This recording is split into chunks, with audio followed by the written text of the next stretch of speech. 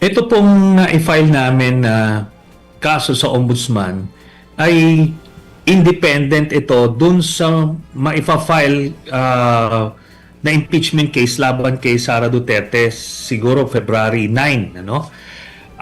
Dito kasi kinover namin lahat ng mga na-discovering anomalya noong Quadcom hearings, tapos dun sa aming sariling investigasyon, at kung ano man iba pang nakalap namin na ebidensya.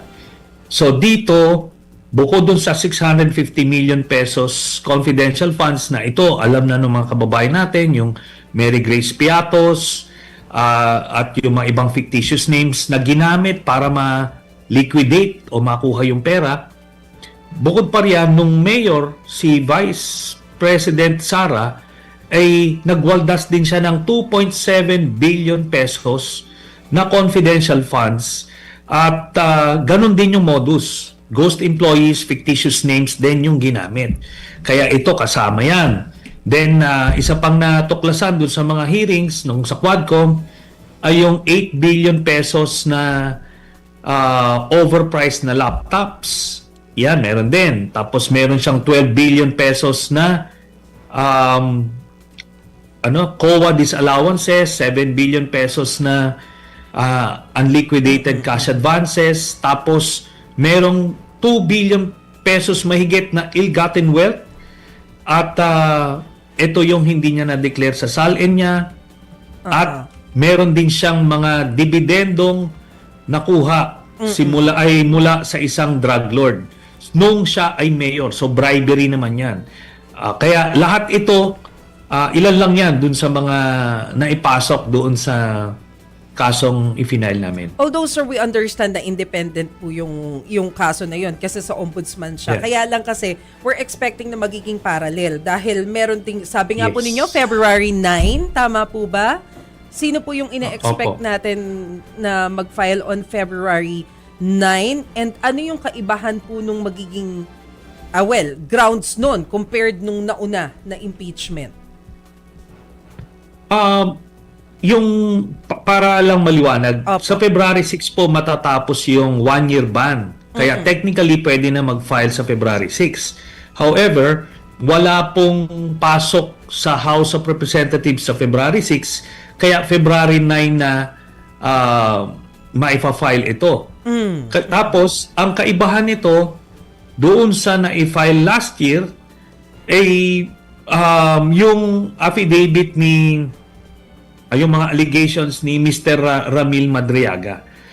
But other than that, technically, the same allegations ito. Ngayon, yung mga hindi kasi sakop ng isang impeachment trial, ay dito namin pinasok sa graft and plunder cases na final sa ombudsman. Senator, si Chicky Verhel po ito, no? Kausap Yes, po Miss namin, I believe yesterday or the other day, yung resource person po ng the silent majority. Ang sabi po niya, yung if-final kasi nila ay parang will go hand in hand with the impeachment. So parang one will strengthen the other.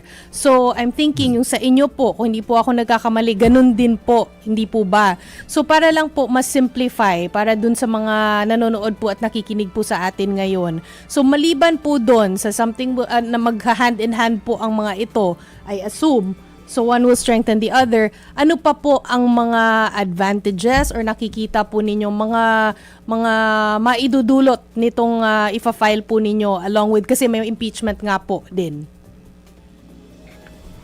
I agree po, no? Supplement itong ombudsman case and yung impeachment case. Just to be clear, ang kaibahan ng impeachment case, ito ay administrative in nature, meaning ang maximum penalty dito ay pagtanggal sa pwesto. Pero yung kaso sa ombudsman, ito ay criminal case.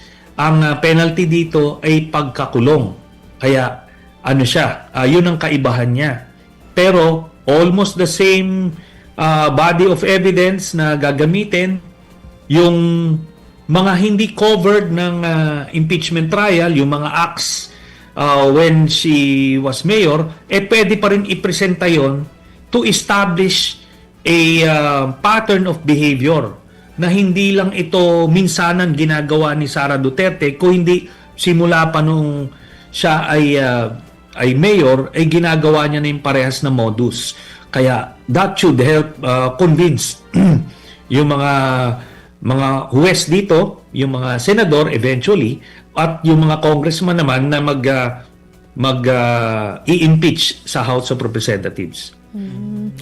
Ano pong klase or anong nature po ng mga evidence po natin, lalo na po yung mga bagong evidence po?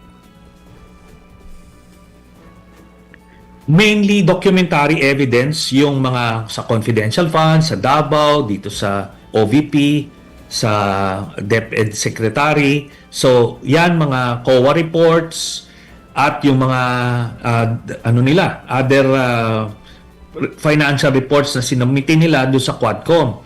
Pero meron din mga testimonial evidence kasi meron isang undersecretary ng DepEd na siya mismo ang nag-admit na isa siya sa tumatanggap ng payola galing kay VP Sara. So may ganyan. Then meron ito ngayon yung bago, yung allegations ni Mr. Ramil Madriaga. Ito rin ay nakapasok ito dito sa inihain namin na kaso. Then finally, yung bank accounts documents na sinamiti ko pa noong 2016 na nandoon yung pamilya Duterte kung saan nakikita kung paano sila tumatanggap every 6 months ng dividendo mula sa isang drug lord, at ito in the form of managers checks under their names. So 40 to 50 million ang natatanggap nung pamilya Duterte, simula kay Digong, Sara, Pulong, Baste, Hanilet, kasama si Kitty. Tumatanggap sila ng dividendo mula sa isang drug lord. In the case ni VP Sara, siya nung tinatanggap niya to ay siya ay mayor ng Davao City. So hindi lang sa hindi niya dineclare sa kanyang salin, kung hindi, bribery din ito kasi siya ay nasa pwesto noong mga panahon na yon.